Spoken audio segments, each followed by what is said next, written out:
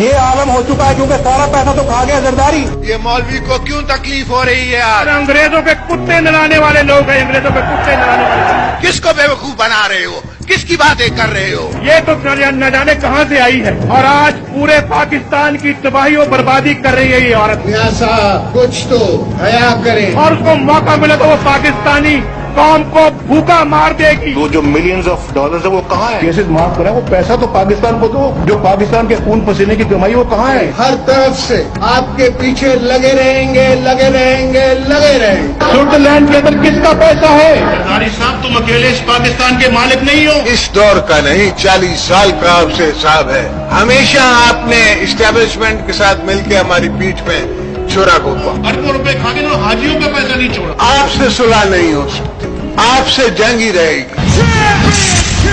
सरदारी साहब आपकी peoples party तो कहीं नजर नहीं आती मुझे।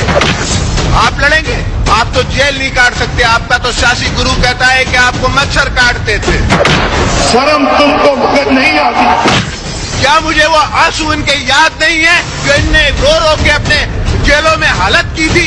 कागजी शेर, ये जरदारी अनारी सब एक है, ये सब एक है। मियां मोहम्मद नवाज शरीफ का असल बाप जियाउल हक है।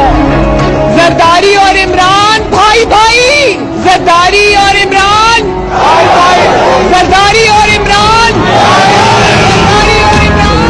दो बुला दो वो बातें पुरानी और को मौका मिले तो वो पाकिस्तानी कौम को भूखा मार देगी।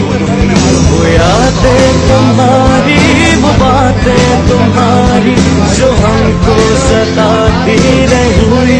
अंग्रेजों के कुत्ते नलाने वाले लोग हैं। बुला दो वो बातें पुरानी जो दिल को जलाती रही। और आज पूरे पाकिस्तान की तबाही और बर्बादी कर रही है। वो बातें तुम्हारी मौका मिले तो पाकिस्तानी कौम को